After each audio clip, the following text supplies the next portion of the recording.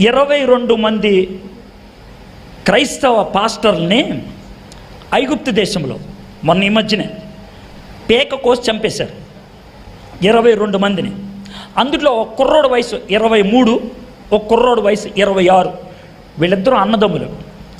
వాళ్ళిద్దరి పీక కోస్తున్నప్పుడు అర్థమైందా, దగ్గర వీడియో పెట్టి తీసి వాళ్ళ అమ్మకు పంపించారు. అర్థమైందా? వాళ్ళిద్దరిని చంపుతున్నప్పుడు పీక కోసేప్పుడు దగ్గర వీడియో పెట్టి వాళ్ళ అమ్మకు పంపించారు. అంటే వీళ్ళని చంపడమే కాకుండా చంపిన వాళ్ళ అమ్మకి పంపిస్తే ఆమె బాధపడుతుంటే వీళ్ళకి ఆనందం. కానీ వాళ్ళమ్మ ఇమీడియట్గా ఆ వీడియో చూసిన తర్వాత న్యూస్ పేపర్లో ఆమె స్పందన రాసింది. ఏమని రాసింది తెలుసా? నా కొడుకులిద్దరినీ పేక కోసి చంపుతున్నప్పుడు దేవుని కృప, చివరి క్షణాల్లో వాళ్ళు ఎలా ఉన్నారో దేవుడు నాకు చూపించాడు. ఇది మొదటిది.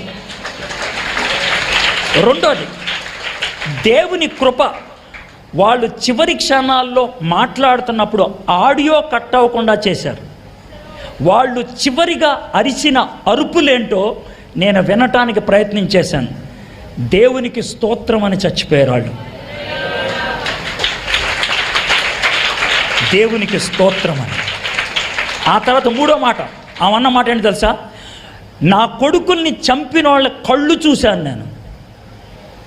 ఒకవేళ వాడు ఈ వీధి గుండా వస్తే ఇంట్లో కూర్చోపెట్టి అతి శ్రేష్టమైన భోజనం పెడతాను. అది విశ్వాసులు శ్రమను ఎదుర్కొనే పద్ధతి అది. అవిశ్వాసులు శ్రమకు అరుస్తారు, ఏడుస్తారు. కానీ విశ్వాసులు ఉక్రోషం తెచ్చుకుంటారు.